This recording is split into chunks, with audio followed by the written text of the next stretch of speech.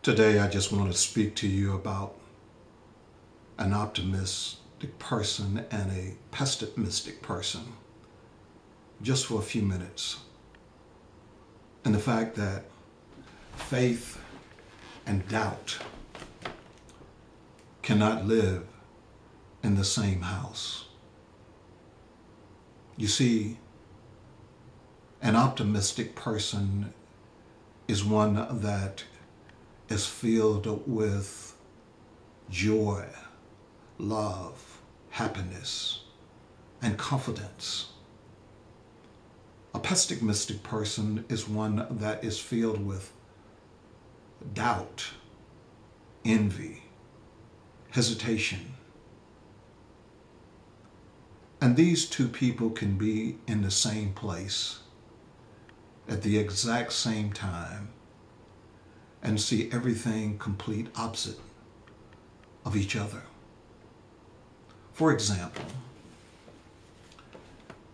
an optimistic person will wake up, step outside, and it might be raining, and say, "Oh, what a beautiful day."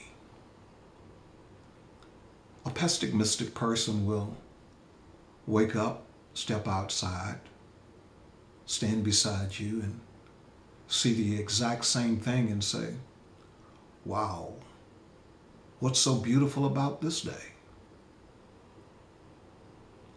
An optimistic person will wake up, get dressed, go to work, walk into their place of business, speak to everyone that they come in contact with a smile on their face, shake hands, or perhaps put the arms around someone, tell them that they love them, and go on in and begin to do their job. A pessimistic person will awaken and go to their workplace, walk in, and not speak to a single person. Walk in and start complaining about everything that they come in contact with. You see, God created us in His image and likeness. And so, in doing so, He gave us His character. And the character of God is not about being pessimistic. Although we can look at things that are around us, especially since the economy has been in a sick bed, and it has hemorrhaged jobs, opportunities, and all of the things that a pessimistic person will look at, we still can say that although it has been in a tailspin and it has been in his sick bed, there are still opportunities out there for an optimistic person to enjoy, as well as a pessimistic person if they did not look at things as being in the tank all the time. So we can truly say that all of this comes about because of the way that we think. The Bible teaches us that we are no more or no less than who we think we are. Our thoughts create the person and the character of that person, so that a pessimistic person will create within their own minds everything that is negative around them: a lack, fear, doubt, not having enough of anything. Whereas an optimistic person will see the possibilities of everything there is to be able to see. For example,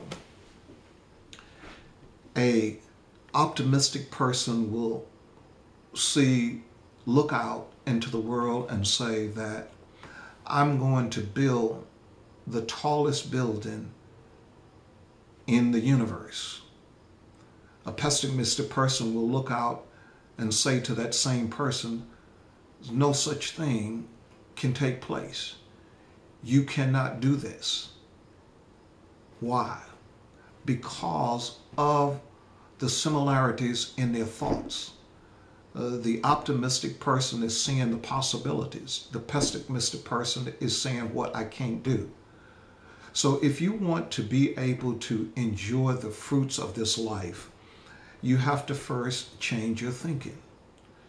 You have to be able to become a possibility thinker rather than a negative thinker. You see, by being able to think on the possible things that can take place, you enjoin your mind with God's mind. You put your hand in God's hand, and you begin to walk in the possibilities of being able to know that you, with your mind centered in God's mind, you can do all things, not some things, but all things. And of course, the negative thinker will not be able to look at you and say what can be done. Because the Bible teaches us in Romans 12:2, it says, you must change your thinking. In other words, transform what has been into what can be. Transformation. Your mind is centered on the negative side of the ledger. Change your thinking and center your mind on the positive side of the ledger. And that when you do that, you can fill your bank account with every joy there is in life. But as long as your mind is centered on the negative side of the ledger, you are withdrawing from life all that God has already provided for you in the very beginning.